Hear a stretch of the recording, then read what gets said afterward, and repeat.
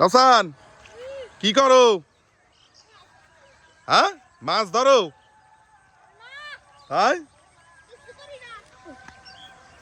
Viewers, আমরা এই মুহূর্তে আমাদের জমিতে আসছি। এটা আমাদের জমি, দেখেন চির সবুজ। এখানে ইরি ধান এখানে রোপণ করা হয়েছে। তো বেশ কিছুদিন আগে, বলতে গেলে 2 মাস হয় না এরকম, যখন প্রচণ্ড শীত ছিল তখন। এটা হলো আমাদের গ্রাম, তো মেঠোপথ গ্রাম, আর চারদিকে সবুজ আর সবুজ। তো আপনারা দেখতে থাকেন আমাদের গ্রামের সেই সারা বছর আমরা যে খাবার খেয়ে থাকি, ভাত। তো সেই ভাত কিভাবে, মানে চাল কিভাবে হয়, ধান কিভাবে হয়, দেখেন সেটা। যারা দূরে থাকেন তারা অবশ্যই, এটা হচ্ছে আমাদের জমি ভিউয়ার্স, এটা আমাদের জমি।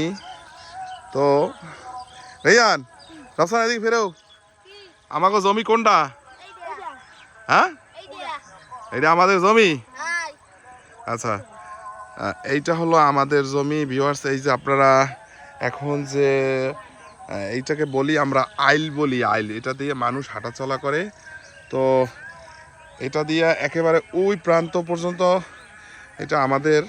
তো এই পাশেরটা হচ্ছে আমার ছোট চাচার।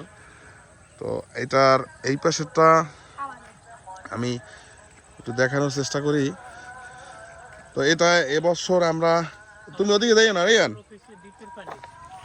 যাই না, এই ছেড়ে হো রেয়ান।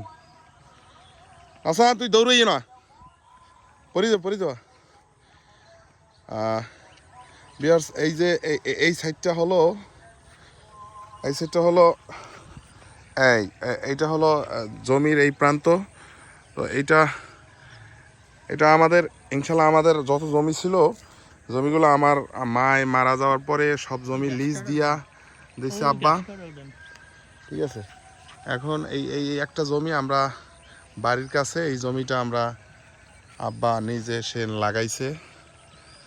তো এই হলো হাসান, উনি আসছে খোঁজ খবর নিতে। আপনারা জানেন যে মানুষ মাছে ভাতে বাঙালি, আর এবং আমাদের এই অঞ্চলে ইরি ধানের কৃষকই বেশি। তুমি ওই ছেড়ে ইরি ধানের কৃষকের মধ্যে এই যে দেখেন ডানে এই যে ঘাস লাগাইছে একজনে, কেন এইগুলো আমরা খাবো, গরু তো যেমন ঘাস আগে খাইতে পারে, ধান হইতে দেরি হইবে, এই কারণে ঘাস চাষ করছে।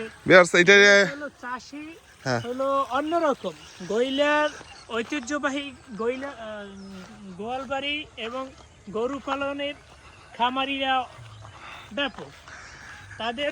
এইটা আমি একটু বলি, এটা হলো ঘাস। আচ্ছা হাসান, এই যে ধান থেকে ঘাস চাষ করলো কয় বছর?